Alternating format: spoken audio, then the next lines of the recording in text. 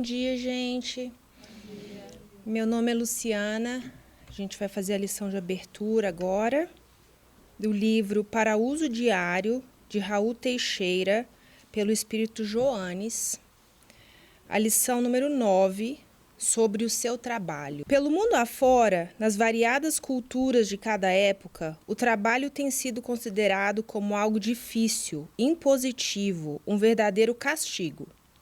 Desde a sua infância, podemos supor, você vem tendo a mente enxertada pelas ideias de que o trabalho na terra tem o único sentido de promover o ganho pecuniário e enfadar as pessoas.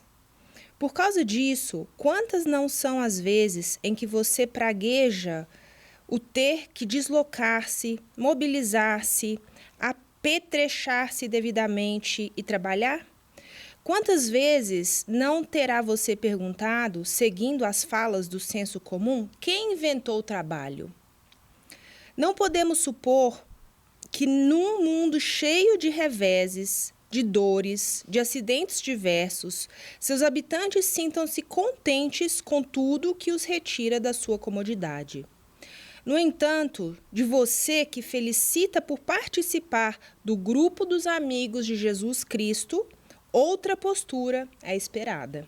O trabalho jamais será entendido pelo verdadeiro cristão como um castigo.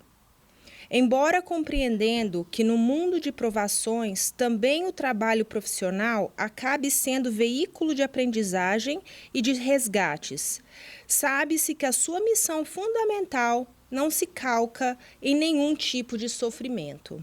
Compreensível que, em multiplicados contextos, seja a profissão motivo de sérios acertos das criaturas com as leis divinas que lhes regem as consciências. No mundo, o seu trabalho representa para você o necessário arrimo moral, a devida fortaleza social, a indispensável defesa do mal e do crime, facultando a valorização da sua existência humana. Dessa maneira, valorize o seu trabalho, esmerando-se no desempenho da sua profissão, oferecendo seu esforço para realizar o que seja mais importante na faixa da sua ocupação. É importante reforçar que o trabalho terreno tem o poder de valorizar, por seu turno, a pessoa que o realiza, pois é pelo trabalho que cada indivíduo se sente alguém e torna-se útil nas rotas da sociedade. Quando você trabalha, fecha significativo circuito de luz com as fontes da saúde e da alegria, permitindo que receba a ajuda dos poderes celestes, de modo que o labor se converta em alforria para quem o desenvolve. Quando esteja trabalhando, sinta-se dedicado ao que faz e, por isso, vitorioso, por mais simples que seja a sua atividade. Se sentir espoliado, desatendido em suas necessidades básicas ou mesmo injustiçado perante as leis constituídas no mundo, você tem o direito de questionar, de se indispor, de pleitear. Contudo, verifique a importância de você poder não só pleitear direitos, mas também de dar boa conta dos seus deveres. Busque aprimorar-se como profissional. Não pare no tempo, em nível de conhecimentos e de práticas, quando você sabe muito bem requerer direitos e benefícios. O bom trabalhador não é somente o que discute bem, o que faz maravilhosas propostas aos patrões e aos seus associados, ou que alcança prodígios de liderança. É também aquele que se dedica a aperfeiçoar as próprias condições, fazendo-se melhor habilitado para o labor que lhe cabe operar. O seu trabalho é o seu escudo protetor, é o seu bordão de arrimo, é seu oxigênio apto a dar-lhe vida espiritual de boa qualidade. Evite atrelar-se às mentes que têm o trabalho como mal em si mesmo, pois isso não se justifica, uma vez que o trabalho é quesito importante das leis de Deus para as vidas humanas. Trabalhe com alegria e com vontade de ser útil. Ainda que sua ocupação não seja das mais agradáveis, das mais apreciadas ou das mais procuradas, é a sua profissão ou campo de valorização de suas habilidades profissionais. Não se esqueça de que toda ocupação útil é trabalho, como ensinaram os guias da humanidade, através do Espiritismo. Aprenda a tornar valiosa a sua ocupação, seja ela profissional ou não, a fim de que você não se sinta queimado, não se sinta queimando o próprio tempo ou simplesmente atirando-o fora. Cante ao Senhor o seu júbilo em poder trabalhar, por saber trabalhar, por trabalhar, enfim, certo de que Deus, o Pai do céu, trabalha sempre, como ensinou Jesus. E aqui ele vem com uma meditação no final, que é só um trechinho, que está no Evangelho segundo o Espiritismo, que fala o seguinte: se Deus houvesse isentado do trabalho do corpo o homem, seus membros se teriam atrofiado. Se o houvesse isentado do trabalho da inteligência, seu espírito teria permanecido na infância, no estado de instinto animal. Por isso é que ele faz do trabalho uma necessidade e lhe disse: procura e acharás, trabalha e produzirás. Dessa maneira, serás filhos das suas obras, terás delas o mérito e serás recompensado de acordo com o que hajas feito. Isso está no Evangelho segundo o Espiritismo, capítulo 25, item 3. Bom, então voltando aqui ao texto de Joanes. Muito interessante esse texto, né? Faz a gente refletir sobre. Ele já começa falando, desde pequeno, podemos supor que você escuta pessoas reclamando do trabalho, como é difícil, como é um castigo, para que a gente tem que trabalhar, quem inventou o trabalho. A gente escuta muito isso, muitas vezes das pessoas que não fazem o que escolheram fazer, principalmente a gente aqui, né, que é imigrante, que vem para um lugar onde muitas vezes a gente teve que deixar a nossa profissão diferente lá no Brasil, ou se às vezes a gente não tinha uma profissão específica lá no Brasil, a gente veio para cá e muitas vezes não tivemos oportunidade de ir para uma faculdade, fazer uma profissão que a gente pensava um dia que teria. Então a gente meio que cai de paraquedas numa profissão que, às vezes, refletindo, a gente se sente infeliz, não se sente muito, muito realizado. Obrigada. E é isso, e a lição nos chama a atenção para isso. Pode não ser a profissão que eu sonhei em ter para a minha vida, mas se eu estou inserido ali naquele momento, eu deveria fazê-la da melhor maneira possível, com todo o meu coração, com toda a minha dedicação. Ele fala no início, é comum a gente ouvir as pessoas praguejando o trabalho, que eu tenho que dirigir na neve para ir trabalhar, eu tenho que limpar o carro para chegar no meu trabalho, que vocês que estão no Brasil não sabem o que é sofrimento e etc e tal. A gente vê muito isso, mas ele chama a nossa atenção. Aqueles que são realmente pessoas cristãs, deveria-se esperar diferente. Se a gente que realmente acha ou acredita estar seguindo um caminho cristão, sou espírita, sigo os ensinamentos de Jesus, é esperado diferente, né? Quanto mais a gente conhece, mais é esperado de nós. Então, a lição nos chama a atenção para isso. Não interessa se o seu trabalho é profissional ou não. Se você está com a oportunidade de exercer um trabalho, faça-o com o coração. Faça-o dedicado, de maneira dedicada, que você vai ter orgulho de falar, eu fiz. Pode não ser o trabalho mais glamouroso, como ele fala, pode não ser o trabalho mais procurado, pode não ser o trabalho que exige maiores estudos, mas se a oportunidade de trabalho está na minha frente, eu deveria executá-la e com amor. Porque foi isso que Jesus nos ensinou. Jesus, mesmo sendo o espírito mais elevado que já pisou na face da terra, quando esteve aqui, falou, eu vim para servir E para ele não tinha trabalho que ele fosse muito bom para exercer, para executar. Ele fazia tudo. Ele curava, ele tocava nas pessoas doentes, ele fazia trabalho com madeira, ele fazia tudo o que se apresentasse na frente dele para que ele fizesse. Sem reclamar de estar cansado, sem reclamar de nada. E claro, a gente muitas vezes fala, mas eu não sou Jesus, eu ainda não consigo fazer isso. Não, a gente muitas vezes não consegue. Mas esse não é o nosso exemplo, não é ele que a gente almeja ser igual um dia? Eu quero um dia ser tão perfeita quanto Jesus. Eu quero. Eu sei que vai demorar bastante, mas se não é isso que eu quero, não é esse o meu objetivo, porque o nosso objetivo espiritual é esse, é crescer espiritualmente cada vez mais para nos tornarmos um espírito perfeito, de acordo com o que Deus permite um espírito chegar à perfeição, que não vai ser perfeito igual a Deus jamais, porque a perfeição espiritual é diferente da perfeição de Deus. Mas eu quero um dia ser um espírito perfeito. Então eu tenho que olhar para o meu exemplo, para aquele que deixou o exemplo mais perfeito que a gente pode ter e tentar fazer igual em tudo aquilo que eu posso. Em algumas coisas para uns é mais fácil, para outros mais difícil. Mas essa aqui é bem simples, porque todos nós temos a oportunidade de trabalho todos os dias.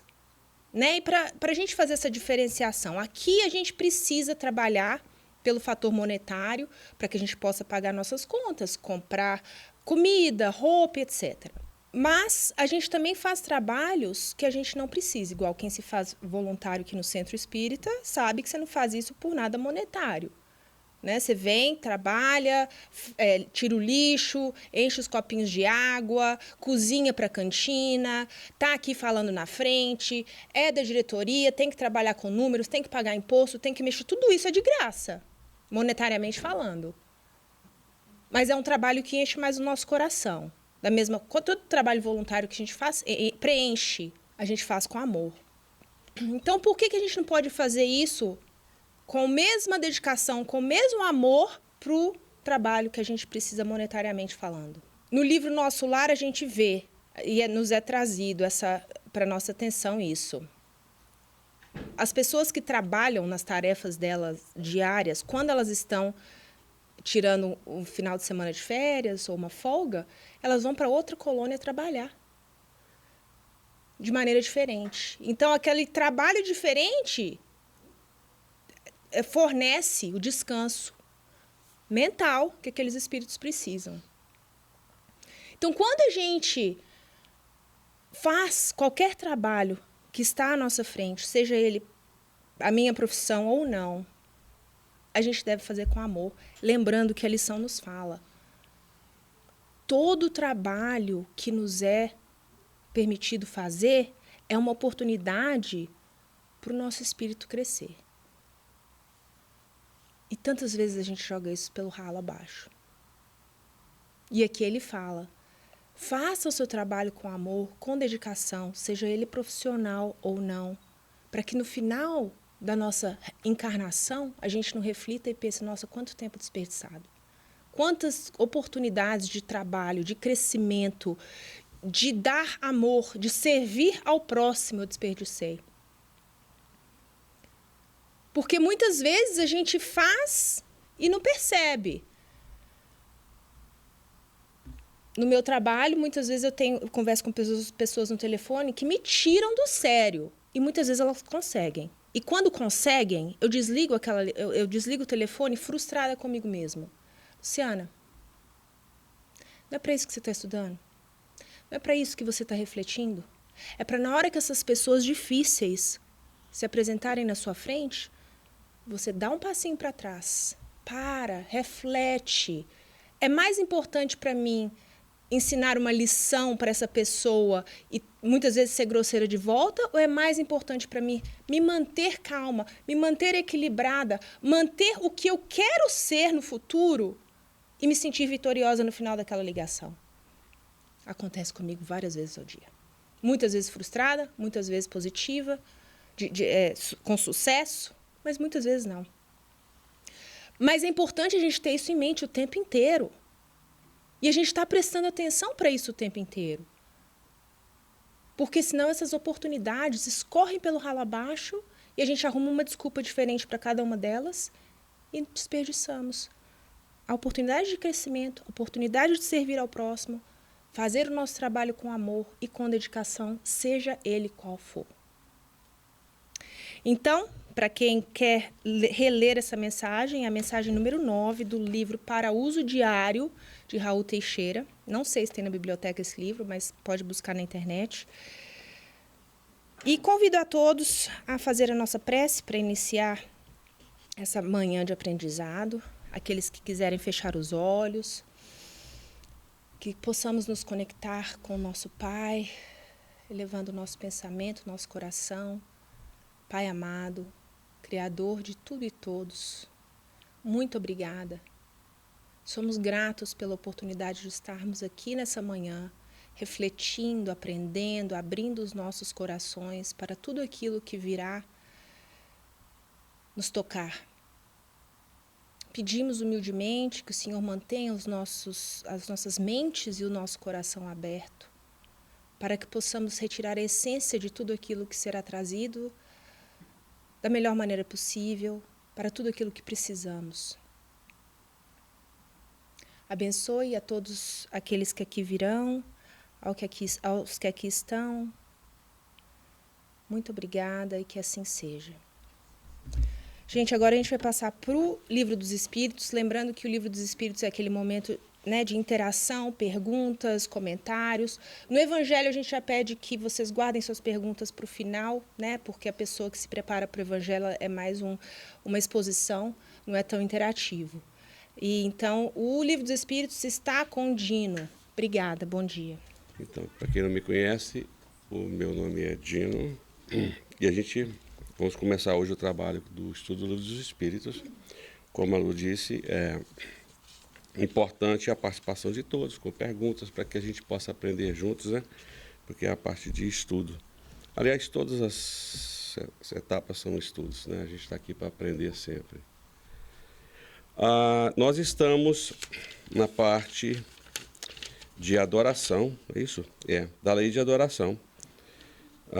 E a gente está hoje começando sacrifícios. Trabalho, sacrifícios. Então, vamos lá. A pergunta de hoje é a pergunta 669, para quem tiver o Livro dos Espíritos e quiser acompanhar. E Kardec questiona a espiritualidade da codificação da seguinte maneira. Ele fala assim: remonta à mais alta antiguidade o uso dos sacrifícios humanos, como se explica que o homem tenha sido levado a crer que tais coisas pudessem agradar a Deus? E é uma resposta longa, mas para mim a primeira frase já explica tudo. A espiritualidade fala assim: primeiramente, porque não compreendia Deus como sendo a fonte da bondade. Nos povos primitivos, a matéria sobrepuja o espírito. Eles se entregam aos instintos do animal selvagem. Por isso é que, em geral, são cruéis. É que neles o senso moral ainda não se acha desenvolvido. Em segundo lugar, é natural que os homens primitivos acreditassem ter uma criatura animada muito mais valor aos olhos de Deus do que um corpo material. Foi isso que os levou a imolarem primeiro animais e mais tarde homens. De conformidade com a falsa crença que possuíam, pensavam que o valor do sacrifício era proporcional à importância da vítima. Na vida material, como geralmente a praticais, se houverdes de oferecer a alguém um presente, escolhê-lo-eis sempre de tanto maior valor, quanto mais afeto e consideração quiserdes testemunhar a este alguém. Assim tinha que ser com relação a Deus, entre homens ignorantes. Continuando nessa mesma pergunta, a 666-69A, Kardec continua questionando. Ele fala: então, de modo que o sacrifício de animais prescinderam os sacrifícios humanos, né? Sobre isso não pode haver a menor dúvida. A história já nos fala que assim foi, né? Nós começaram com animais e depois o sacrifício das pessoas. E na 669b ele fala: então, de acordo com a explicação que vindes dar, não foi de um sentimento de crueldade que se originaram os sacrifícios humanos? Aí ele, não. Originaram-se de uma ideia errônea quanto à maneira de agradar a Deus. Considerai o que se deu com Abraão. Acho que todos sabem, né, o que passou com Abraão e o filho.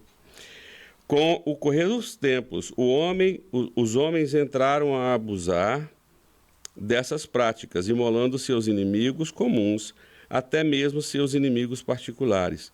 Deus, entretanto, nunca exigiu sacrifício, nem de homens, nem sequer de animais. Não há como imaginar-se que se lhe possa prestar culto mediante a destruição inútil das criaturas.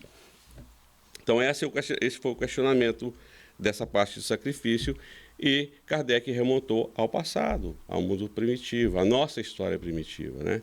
Onde, com certeza, nós sabemos que o homem imolava os animais e, posteriormente, começaram a imolar os seres humanos, os próprios homens. A parte que ele disse aqui a respeito da resposta da espiritualidade, que quanto hoje nós ainda praticamos esse tipo de coisa, através, quando você vai dar um presente a alguma pessoa que você julga aquela pessoa muito importante, ou que você tem um apreço muito maior, a nossa tendência natural é realmente dar o que de melhor nós possamos dar, não é verdade? A gente quer dar um presente, e não monetariamente que seja do alcance da gente, mas que seja uma coisa muito boa para que aquela pessoa se sinta, né? E essa era a maneira que o homem ignorante usava para que, achando que imolando e dando essas oferendas a Deus, eles estavam o quê? Agradando a Deus. Com o passar do tempo, nós temos nas histórias dos Incas, eles queriam dar e imolar a Deus a quem? As puras, né? Tinha que ser uma jovem pura, uma virgem, porque a pureza significava a maior oferta que poderia se dar. E não era isso que a gente sabe hoje, nós já chegamos a este ponto, apesar de ainda estarmos incutidos com muita coisa que estamos trazendo de muitas vidas, né? Não no sentido de imolar alguém, de matar alguém, de tirar a vida de alguém achando que estamos agradando a Deus dessa maneira, mas ainda fazemos coisas que não faz muito sentido não, né? Porque nós sabemos, através do Evangelho do Cristo, quando ele veio nos ensinar o que melhor agrada a Deus, o que nós temos que fazer para agradar a Deus, é realmente tentar, de alguma forma, nos melhorarmos e extinguirmos o nosso orgulho e o nosso egoísmo, para que possamos o quê? Não matar ao nosso próximo, mas amá-lo. Essa é a verdadeira questão. Infelizmente, ainda estamos caminhando para isso, mas ainda estamos um pouco atrás, né? Se nós pararmos para pensar que até hoje ainda existe no nosso planeta situações de que se tira a vida das pessoas no sentido de algum culto, de alguma outra coisa. Isso a gente vê e nos horroriza, e o que é normal nos horrorizar. Mas nós não podemos estar aqui também julgando, porque estamos caminhando dentro da história e no controle do Pai e do Cristo. Estamos caminhando como humanidade e estamos já muito à frente, mas ainda há muita coisa, como a Luz mesmo disse, nós temos que buscar sempre, né? Melhorarmos a nós mesmos. Este é o verdadeiro sacrifício, que não é fácil, a gente sabe disso. Orgulho e egoísmo não é fácil de combater, não é um sacrifício para a gente. Né? Não quero julgar ninguém, mas nós não estamos na quaresma agora, da Igreja Católica, não estamos? Porque eu vi pessoas com coisa e eu lembrei por causa disso. Já viu o sacrifício que nós fazemos dentro dessa situação? Conheço amigos que fazem, né? Tudo bem, está tranquilo, mas o maior sacrifício é aquele de nos frearmos as nossas más tendências educar os nossos pensamentos, buscar de todas as maneiras ter a intenção e coração puro de não ser aquele que está disputando o tempo todo e pisando e atravessando e criando situações, porque este é o verdadeiro objetivo. Não temos inimigos, né? Não temos nada contra ninguém, possamos ter uma consciência tranquila quanto a isso, porque isso é importante. Jesus disse: se vai oferecer algo a Deus e ainda está com pendência com o teu próximo, o que ele falou na mensagem dele? Deixar a oferenda de lado e vá ter com o teu próximo. Então, é o mais importante. É para isso que estamos aqui, né? É para poder conseguirmos ter essa interação de verdadeiro amor e com a verdadeira intenção, porque a intenção é o que conta. As ações, podemos fazer ações, como a luz disso, a gente vem, faz, vamos colocar o sacrifício, né, de vir aqui no domingo, de trabalhar na casa, de tentar, estamos todos na mesma situação, de buscar entender mais e podemos visitar o que seja, mas e a intenção? Aí é cada um com o seu cada um. É o que está dentro, né, de você. Cada um sabe a intenção que tem. Alguma pergunta, gente? Alguém quer colocar algo sobre isso? Não? Vocês não prestaram atenção no início do Livro dos Espíritos, não? Isso aqui é a parte da interação, hein? Perguntas, respostas, né, Rafael?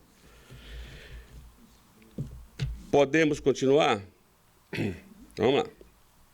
Na 670, Kardec então fala: então, dar-se-á que algumas vezes possam ter sido agradáveis a Deus os sacrifícios humanos praticados com piedosa intenção? Ou seja, foi agradável a Deus nesse sentido, já que a intenção foi a melhor possível, né, de agradar a Ele e sacrificando um animal ou um ser humano, o que seja? Então, a resposta é não, nunca. Nunca.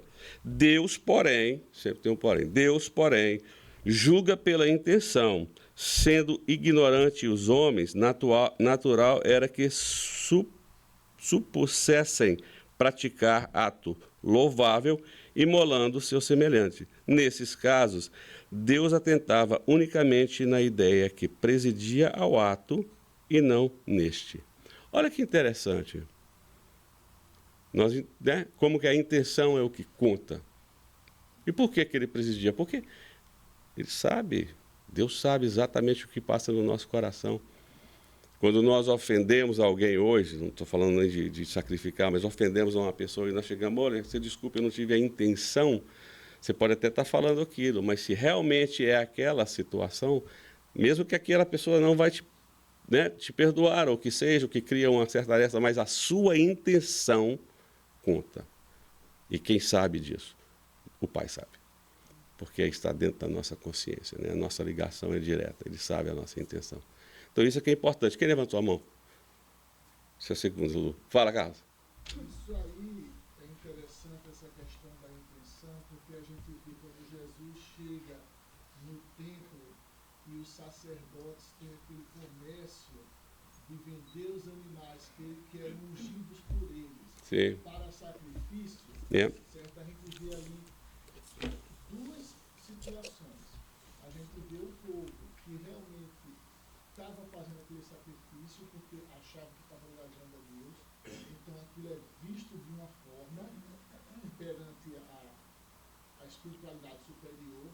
E a gente vê os sacerdotes fazendo comércio, se utilizando do povo ainda ignorante e ganhando dinheiro em cima daqueles sacrifícios. Então esses aí vão ser também julgados ou vistos de outra forma. O que não acontece hoje, né, Carlos? Não acontece hoje, né? Então todos os dois estão errados, mas um estava errado, cometendo erro pela inocência. Exato. E o outro cometendo erro intencional. A inocência dos outros. Exato. E é interessante, a intenção é muito importante, mas uma vez também que a gente tem o conhecimento, aí já é esperado mais da gente. Sim. Porque, né, essas pessoas que não sabiam ou tinham a ignorância nesse sentido, é diferente. Agora, uma vez que a gente sabe que é errado, mas pode ainda ter uma intenção boa, Sim, é o que fala continuando aqui, que no início ele fala exatamente isso, né? Sendo ignorante os homens, natural era que, mas continuando a resposta do bem colocado. Ele fala assim, então, Deus então não olhava o ato propriamente dito, mas a intenção. Aí ele continua, a proporção que se foram melhorando, os homens tiveram que reconhecer o erro em que laboravam e que reprovar tais sacrifícios com que não podiam conformar-se às ideias de espíritos esclarecidos. Então, digo, esclarecidos porque os espíritos tinham, então, a envolver-os o véu material, mas por meio do seu livre-arbítrio, possível lhes eram vislumbrar suas origens e fim. E muitos, por intuição, já compreendiam o mal que praticavam, se bem que nem por isso deixassem de praticá-lo para satisfazer suas paixões. É o que acontece conosco. A gente fala aqui na casa, quanto mais nós aprendemos, quanto mais nós temos a ideia do Cristo mais aberta, mais clara na nossa frente, mais responsáveis nós somos. Mas isso também não impede de nós continuarmos fazendo muitas coisas por causa das nossas paixões. É muito difícil. É muito difícil. Quem levantou a mão foi você? Fala, querido. Então, por exemplo, o que acontece hoje com as pessoas que vão para os lugares e fazem as coisas achando que ainda hoje em dia existe isso. Por exemplo, pessoas vão matar todo mundo aqui para ajudar, que é porque Deus quer. Sim. Então, hoje em dia, ainda tem essas coisas. Claro. Das pessoas fazerem... A gente vê nas notícias o tempo todo. Ignorantes. Elas estão achando que aquilo ali que eles estão fazendo é para agradar a Deus ou alguma coisa que eles acham que maior que eles, né? Sim. Então, infelizmente, na realidade, hoje ainda existe muito isso. As pessoas fazerem alguma coisa achando que vai agradar Em nome de Deus. Poderíamos ter o mesmo entendimento do sacrifício animal e humano com as culturas ao longo dos milhares de anos que transformaram esses sacrifícios em oferendas, Sim. como flores, velas, alimentos. Uhum. Existe uma relação entre sacrifícios e oferendas. Posso considerar isso uma evolução? Sim. Sim, está no estudo aqui. Eu não sei se nós vamos chegar nessa pergunta e essa resposta hoje. Mas aqui na frente, eu acho que é a 673, Kardec termina o seu... 672. A 672? É a 672? É. A oferenda feita a Deus de frutos da terra tinha os seus olhos mais méritos do que o sacrifício dos animais? Então, tem essa pergunta aqui nesse estudo. Se a gente chegar lá, a gente toca no assunto. Se não, dá uma lidazinha, que eu tenho certeza que semana que vem chega nessa pergunta aí. Mas, com certeza, sim. A resposta é bem por isso aí mesmo, né? São oferendas, são parte do que nós ainda vamos trazendo. E a nossa melhora moral não nos permite mais achar que eu, imolando a um semelhante, que isso vai agradar a Deus. Apesar de que você trouxe muito bem agora, as pessoas que fazem coisas que nos chocam muito em nome de Deus. Mas já fizemos pior também, né? É o que... Hã? Já é o progresso. Já é o progresso. Sim, sim, porque por causa desse mau entendimento da palavra. E isso está dentro da Inquisição, dentro das cruzadas, que era impor a doçura do Evangelho do Cristo com a espada, que é algo que hoje a gente olha para trás. Mas é engraçado, né? Saindo um pouco do tema, mas eu estava vendo o doutor Frutuoso, Paulo Frutuoso. Ele é um médico espírita, ele trabalha com a medicina normal e a espiritual também, ele trabalha no grupo. E ele estava falando uma coisa interessante a respeito disso. O trabalho do grupo deles e o porquê que eles estão inseridos nesse trabalho agora. Olha como que Deus é maravilhoso. Porque eles eram todos partes da Inquisição. Então eles estavam... eles criaram muitos inimigos espiritualmente, mas... fazendo o trabalho que estavam fazendo, não estavam muitas vezes ao próprio espírito, a própria pessoa, né, que foi mutilado, estava sendo agora curado, e muitas vezes eram espíritos de familiares e que dos seus próprios inimigos. Isso trazia a visão dos outros, vendo, cuidar, por exemplo, do filho, da filha, daquele que você tem afinidade, estava recuperando aquele ódio e transformando em amor. Isso é muito, muito lindo, né? Fala. Para que a gente possa ter uma ideia do que ocorre hoje na humanidade, um livro de Filomena Miranda, do Divaldo Franco, chamado Entre os Dois Mundos, conta justamente a reencarnação de uma grande massa de espíritos hoje que estão aqui, que não estavam encarnando, talvez há séculos e séculos. E o que esses espíritos trazem? As mesmas ideias primitivas que tinham de antes. Então tem um trecho que eu não sei se o espírito estava dando uma preleção no plano espiritual, ele estava comentando a respeito de que no mundo hoje encontramos espíritos primitivos em corpos belos. Né? Então, a grande massa humana hoje que nós encontramos vivendo isso aí, comunga no quê? Muitas vezes aquilo que estão falando, hoje ainda existem sacrifícios humanos, por quê? Espíritos primitivos, porque o que move este ser? A sua primitividade anterior. Sim. Não é o mundo atual, ele está lá. Na mente dele ainda está no primitivismo. Agora, com o passar do tempo, grande massa, como você mesmo colocou, do Dr. Paulo Frutuoso, acordaram para resgatar os seus débitos fazendo o bem. Sim, então, é a única maneira. É a outra maneira. Então, muitos não acordaram para isso. Sim. Que estão vivendo ainda no primitivismo. Mas a pessoa, a partir do momento que o espírito acorda, que opa, que realidade eu estou vivendo? Quero viver o passado ou quero modificar o meu presente e futuro? Sim. E é interessante que a quantidade de tempo é colocada de uma maneira muito sutil, né? Espíritos primitivos em corpos belos, porque nós sabemos que nós transformamos também o nosso corpo, né? Então hoje nós somos considerados belos, se você olhar os corpos que já usamos lá atrás, né? A gente está sempre, tudo evolui, tudo evolui.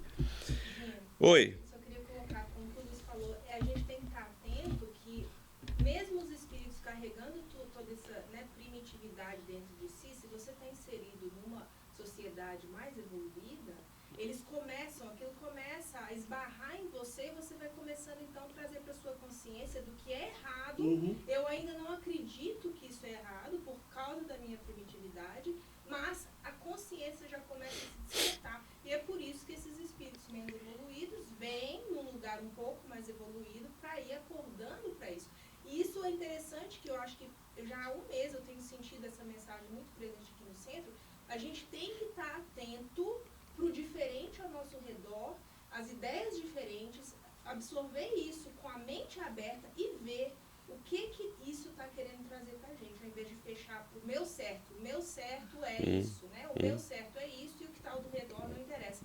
E é justamente o contrário. Eu estou inserido ali por algum motivo. O que eu tenho que tirar do que está ao meu redor a modo, né, que me vai fazer crescer? Sim, a gente tem que ter essa ideia que a Lu trouxe aqui agora bem clara, porque nós não podemos impor nada a ninguém. A ninguém. Nós não podemos impor a nossa fé, nós não podemos impor o nosso... nós não podemos fazer isso, nós temos que trazer exatamente o que nos foi ensinado, que é a brandura do Cristo, e para entender que todo mundo tem o seu momento. E a gente, assim... Agora, podemos deixar de falar também, muitas vezes, né? Tanto é que... Oi, só um minutinho, cara. Então, essa próxima pergunta aqui vai tocar um pouco nesse assunto. Fala. Isso que a Luciana falou chama-se aprender por osmose. Não é? Por osmose. Na força, né? Você levantou o dedo, meu amigo? Como é que você está? Bom demais. Bom, fala aí. Um bocado de tempo que eu levanto meu dedinho, mas estava escondido. Ah, mas você está fazendo assim, eu acho que você está dançando, sei o que você está fazendo, não. Levanta a mão, rapaz. Eu quero dizer o seguinte, conhecer a história é muito válido, Aham. mas nós temos que mudar. Eu acho que a gente começar a viver o presente e o futuro. Sim, claro. Mostrando sempre nossos erros. Você tocou num assunto muito importante, o seu pensamento, educação de pensamento.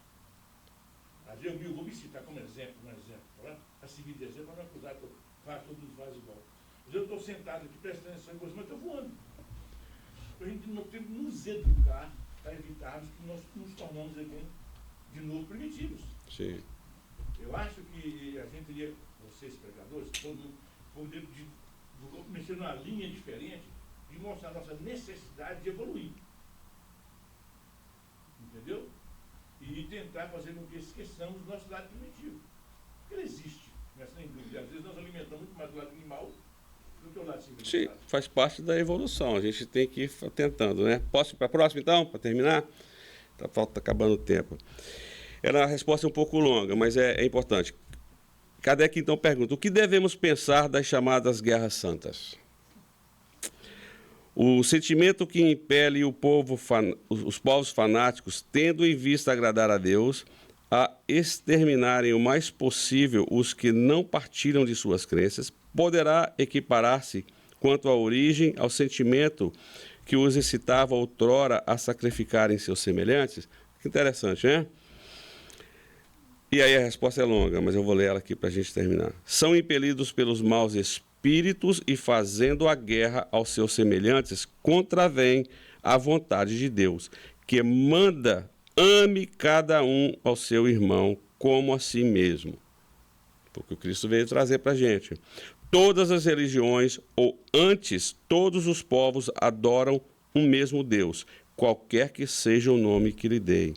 Porque então há de um fazer guerra a outro, sobre o fundamento de ser a religião deste diferente da sua, ou por não ter ainda atingido o grau de progresso da dos povos cultos, se são desculpáveis os povos de não crerem na palavra daquele que o Espírito de Deus animava e o que Deus enviou, sobretudo os que não o viram e não lhe testemunharam os atos, como pretendestes que creiam nessas palavras de paz quando lhe ides levá-la de espada em punho? Eles têm de ser esclarecidos e devemos esforçar-nos para fazê-los conhecer a doutrina do Salvador mediante a persuasão e com a brandura, nunca a ferro e fogo. Em vossa maioria, não creiais nas comunicações que temos com certos mortais, como quereis que estranhos acreditassem nas vossas palavras, quando desmentis com os atos a doutrina que pregais. Olha que interessante, e é verdadeiro, são os nossos... O que nós temos dentro de nós temos que praticar aquilo. Essa parte da Guerra Santa foi no Evangelho de terça-feira. É engraçado que, baseado em quê? Baseado nas palavras do Cristo. Olha como nós não entendemos ainda a mensagem do Cristo. Porque quando ele disse que eu não vim trazer a paz, mas a espada, que eu vim separar o teu filho do teu pai, a mãe da filha e tudo mais, essas palavras foram totalmente deturpadas. Jesus não queria dizer dessa maneira. Não foi isso que ele estava querendo dizer para mim.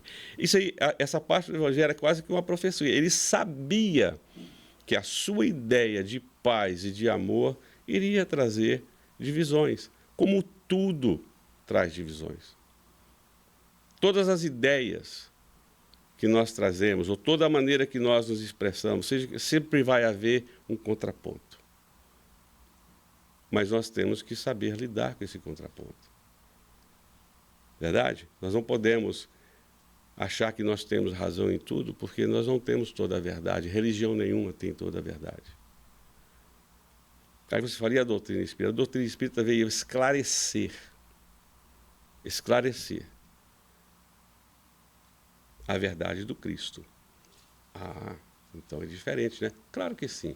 Porque a ideia de imolar o Cristo foi de que, se destruindo o homem, se matava a ideia. Mas a ideia que é baseada na verdade, ela não morre nunca. Não tem como destruir. Então, essas guerras santas, nós pegamos isso aí e achávamos que aqueles que não pensavam como nós, né, vamos acabar com eles, porque aí nós vamos ter só quem pensa como nós. Então vai ser um mundo diferenciado. O que o Cristo falou que tinha que ser, não era isso. Nós não podemos levar a palavra de amor e paz de Jesus através da violência. E a gente tem que pegar esse ensinamento e levarmos para toda a nossa vida, quando chegarmos aos pontos onde estamos discutindo religião ou qualquer outra coisa do mundo moderno, para com o nosso semelhante. Ele tem o direito de pensar como ele pensa.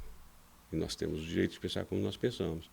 E a discussão com respeito e com amor leva muito mais do que a força bruta, é verdade? Gente, acabou o tempo. Esse é o Livro dos Espíritos. Nós paramos na 672. Vou colocar no site e o Luiz vai fazer o Evangelho. É isso, Luiz? Bom dia a todos. É uma alegria imensa sempre estarmos aqui, porque nós sabemos que o plano espiritual, nossos benfeitores aqui, eles não dão ponto sem nó. Sempre estão trazendo, desde a abertura, o Livro dos Espíritos e tudo mais, para darmos continuidade no Evangelho também, um assunto que nos corresponde a desenvolver, certo? E hoje nós vamos iniciar o Evangelho de uma forma até diferente. Por que a gente diz nós vamos? Porque nós sempre estamos, com toda certeza, amparados pelos benfeitores que aqui estão. E nessa manhã de hoje, há um tempo atrás, há uns dias atrás, as ideias começam a surgir para o Evangelho. E hoje de manhã eu fiquei às vezes sem saber como é que iria iniciar esse Evangelho. Mas me veio a ideia, na minha ideia, algo que me ocorreu na década de 80, quando eu fui a Uberaba. E estava ali na porta da Casa da Prece, onde o Chico atendia, e havia um orador espírita chamado Jerônimo Mendonça, que no Brasil chamava ele, dava o título dele, o Gigante Deitado. Ele tinha uma distrofia muscular que acabou imobilizando a ele, e ele ficou numa cama e só tinha a voz para se manifestar. E num desses dias ele estava lá na porta e acabou, nós temos que transportá-lo para um lugar, porque estava ameaçando chuva. E lá reunidos nós estávamos, e de repente chegou uma senhora. E começou a ouvir algumas coisas, os assuntos, e depois falou assim: eu não acredito que meu filho venha aqui a dar mensagens.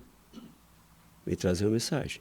E ela falou, o termo foi, meu filho foi matado, o filho foi assassinado. Qual foi a resposta que ele deu a essa senhora? Através de uma pergunta. Se a senhora não acreditasse, a senhora não estaria aqui. Então o que fica para nós? O que nós estamos fazendo aqui hoje?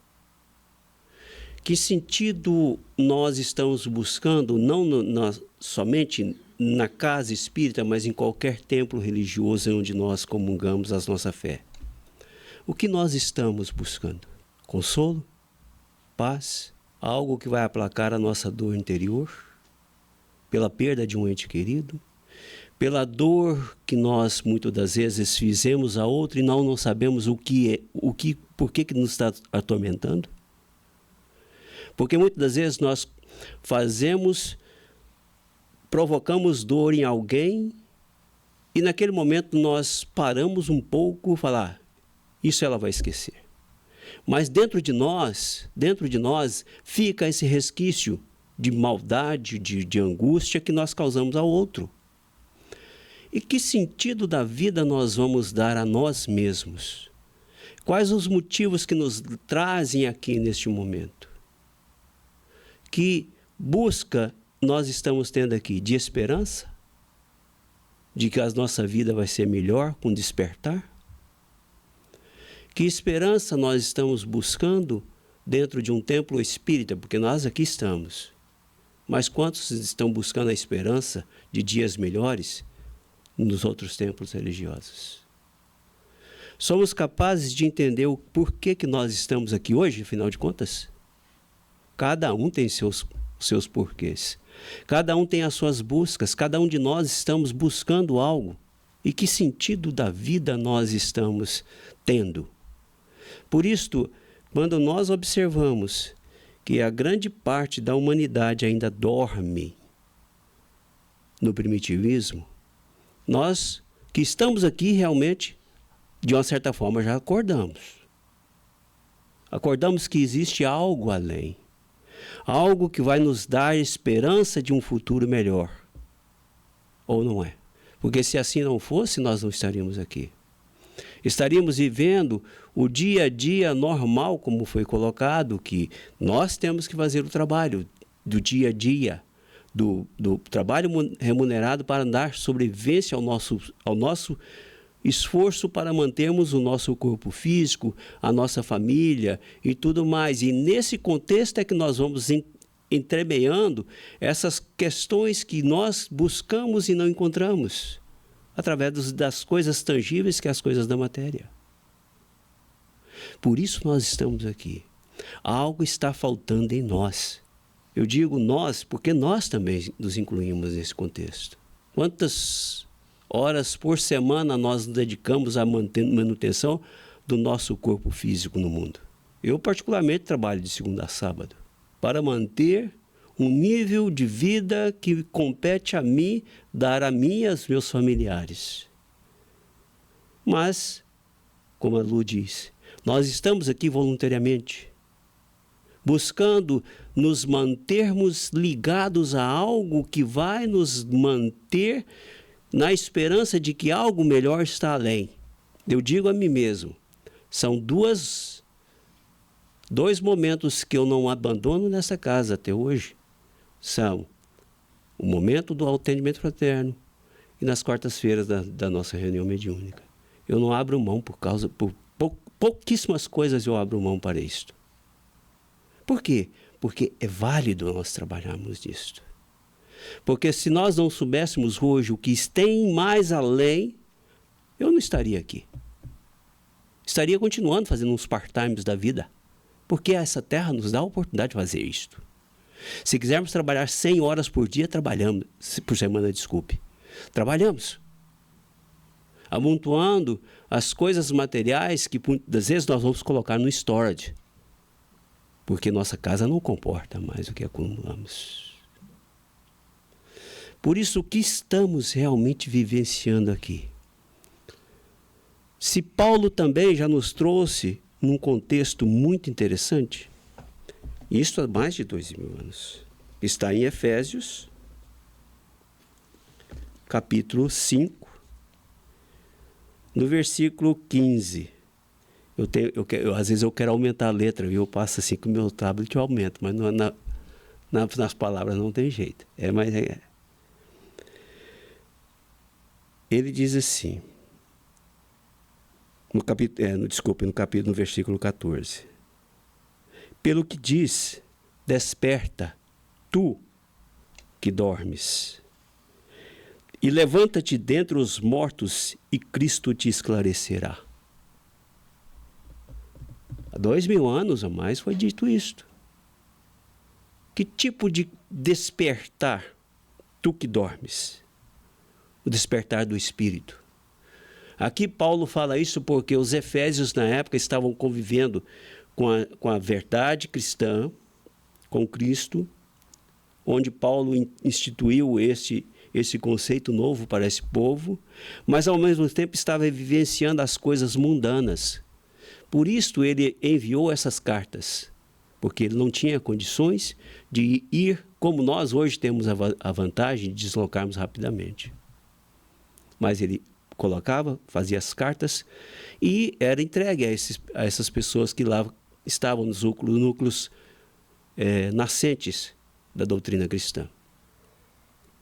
Despertarmos porque dormimos.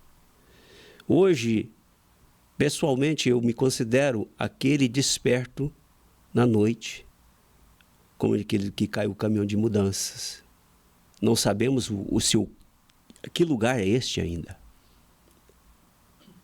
Alguém já acordou de madrugada e pensa onde está? Meio confuso? Será que eu estou no quarto? Será que eu estou aí? Será onde está? Nós já estamos nesse crescente, porque o despertar do espírito ele é mais lento do que o despertar do corpo. Isso é natural.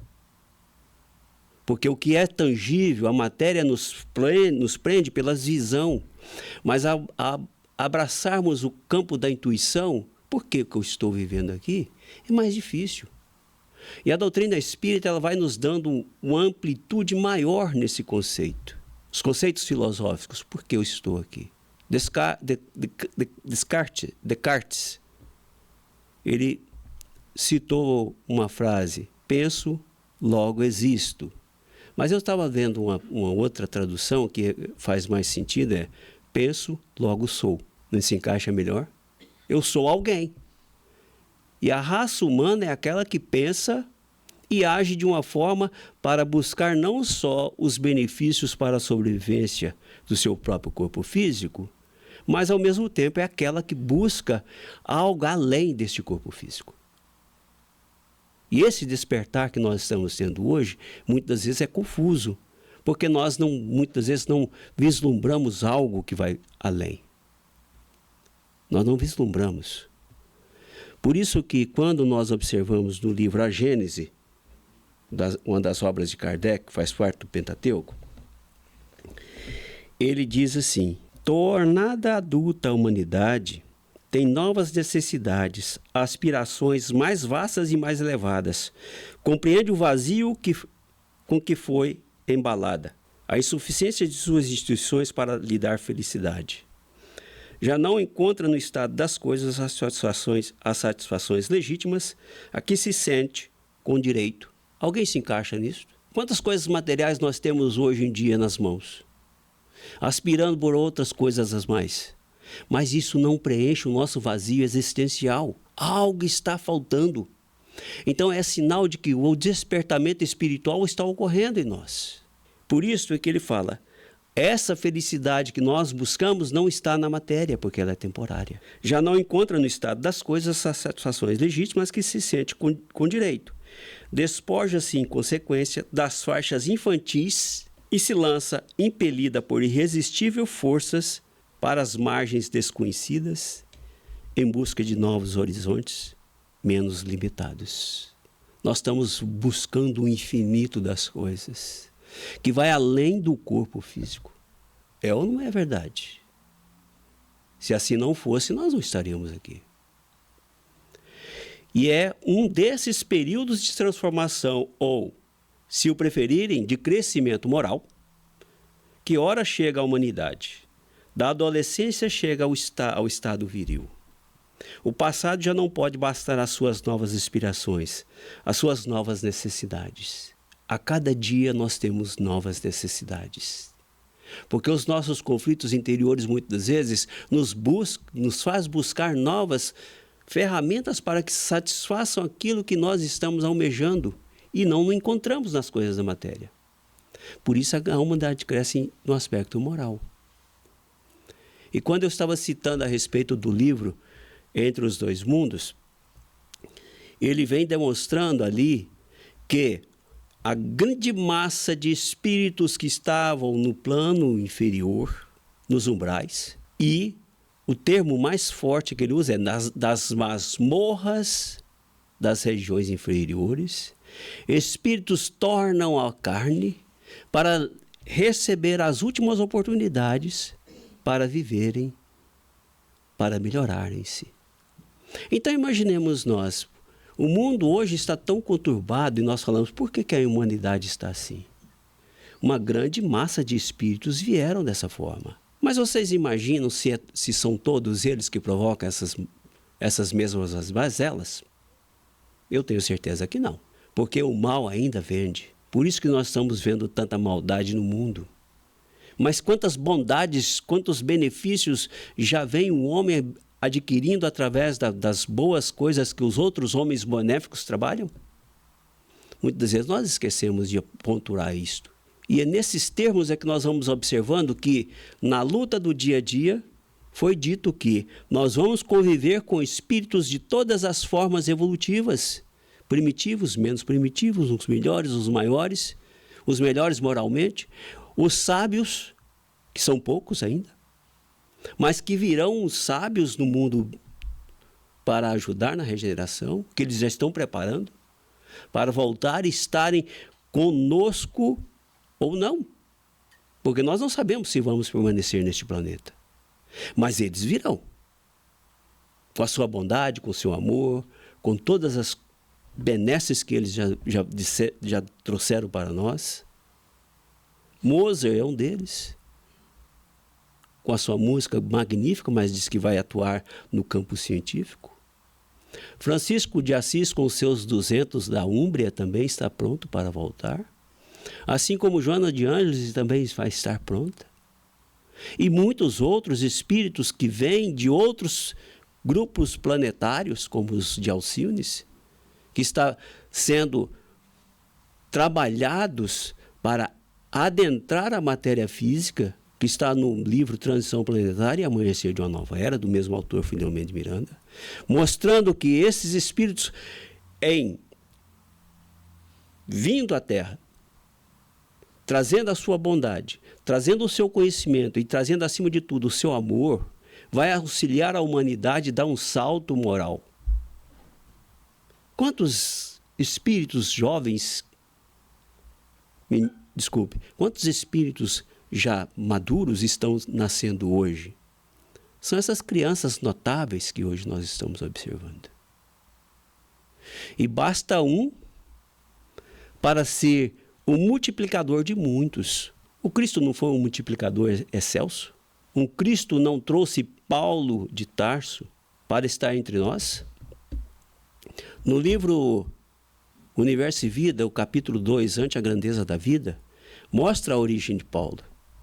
Paulo foi um dos capelinos que vieram, já redimido do plano da matéria de capela, mas no seu esforço veio até a Terra para auxiliar aqueles que um dia eles desencaminharam, como o Dino disse aqui, Dr. Paulo Frutuoso, como médico hoje, auxiliando aqueles que muitas das vezes prejudicou e fez com que eles também abusassem do seu livre-arbítrio e cometeram os abusos. Agora, ele desperto, ele veio. Paulo veio desperto. Mas, de acordo com o livro Universo e Vida, ele foi José, do Egito, e depois foi, deixa-me ver aqui, me parece que foi Salomão, e ele diz assim, José, o chanceler do Egito, que viria a ser Davi, e depois Paulo de Tarso. Veja a trajetória desse espírito que hoje nós temos como o balizar da doutrina cristã, porque ele instigou Lucas a escrever os evangelhos. Esse espírito já estava, de uma certa forma, num vislumbrar de algo diferente quando veio de Capela para a terra. Mas verdadeiramente ele despertou no caminho de Damasco. Aí sim ele se despertou. Despertou e durante 40 anos de sua vida dedicou à pregação e exemplificou a doutrina do Cristo, dando até a sua própria vida para que isto pudesse estar presente até nós. Então, o que nós estamos realmente vislumbrando? Vamos nos despertar como o espírito grandioso de Paulo, abertos com os olhos cientes, com a mente brilhante, para que possamos vivenciar a doutrina cristã? Ou ainda vamos ficar naquele despertar confuso de um quarto escuro? A alvorada já bate na nossa porta, na nossa janela. Desperta tu que dormes. Isso é um alerta para todos nós.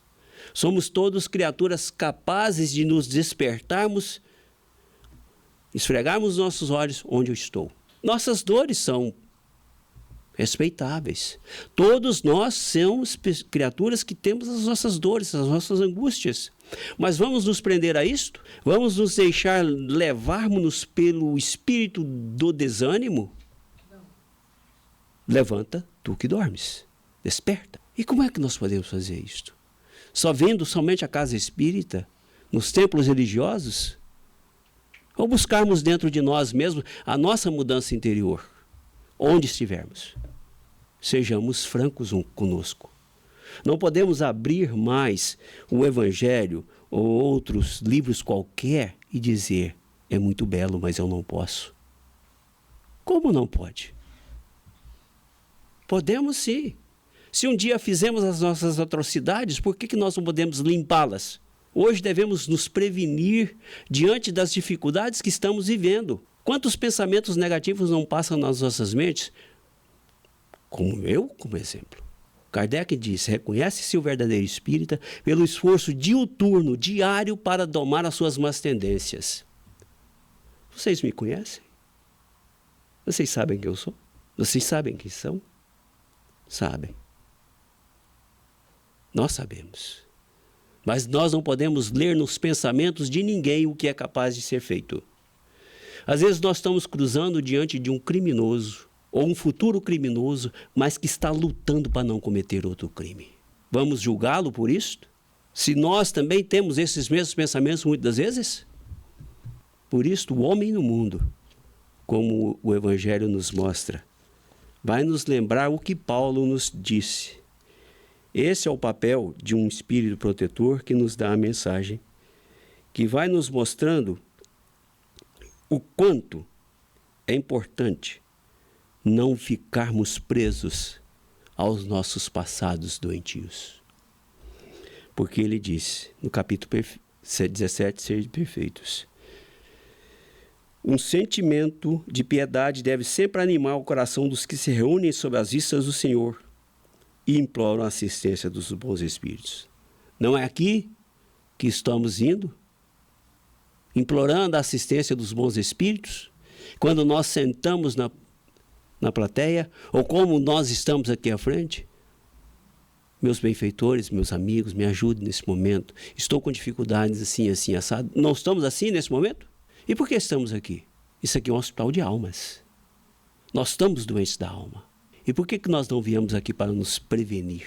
Só viemos à casa espírita ou um templo religioso quando estamos doentes, literalmente doentes, do espírito. Quando a coisa aperta. Quando as coisas estão nos massacrando por dentro. Ao invés de nos prevenirmos. Nós não somos criaturas mais dormindo eternamente neste sonho da matéria. Somos criaturas capazes de alertarmos a nós mesmos, algo está ocorrendo comigo e eu preciso resolver. E ele continua. Purificai, pois, os vossos corações. Não concitais que neles demore qualquer pensamento mundano ou fútil. Não foi o que Paulo falou? Elevai o vosso espírito àqueles por quem chamais. Não estamos chamando os benfeitores? A fim de que, encontrando em vós as necessárias disposições, possam lançar em profusão a semente que é preciso, germine em vossas almas e dê frutos de caridade e justiça. Nós chamamos os bons espíritos, mas eles têm que encontrar disposições em nós para que a semente que eles plantam em nós germine e frutifique em justiça e caridade. Não há outra forma. Pode chegar Bezerra de Menezes aqui e falar, vamos, meu filho. Não vou não, doutor. Pode chegar o Cristo aqui, vamos, meu filho. E nós com a cabeça baixa, porque nós não conseguimos encarar a visão do Cristo. Não, meu senhor. Prefiro aqui este mundinho meu. Só isto. Emmanuel, na época, quando Públio Lentulus não teve um encontro particular com Cristo, e o Cristo colocou ele numa condição de orgulhoso e tudo mais, mas ele não se dobrou e disse, por que esse Nazareno vem falar isto com um senador, que eu sou orgulhoso, que eu sou isso, sou aquilo, ao invés de falar assim, Senhor, estou pronto para ti. Não, o orgulho falou mais alto. E que o Cristo disse a ele, ok, meu amigo, fique aí. O seu orgulho, sua vaidade. Mas os milênios lhe dirão que você um dia vai acordar, que você vai lutar para divulgar a minha doutrina, o meu amor, a minha paz que eu trouxe. E hoje temos Emmanuel. Seremos nós um Emmanuel no futuro? Podemos ser. Mas é necessário que possamos acordar hoje. Abrir os olhos da alma.